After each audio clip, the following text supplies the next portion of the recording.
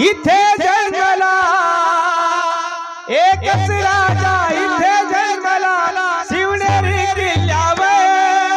एकच राजा इथे जन्मला शिवनेरी किल्ल्यावर माझ्या राजाचं माझ्या देवाचं माझ्या राजाचं नाव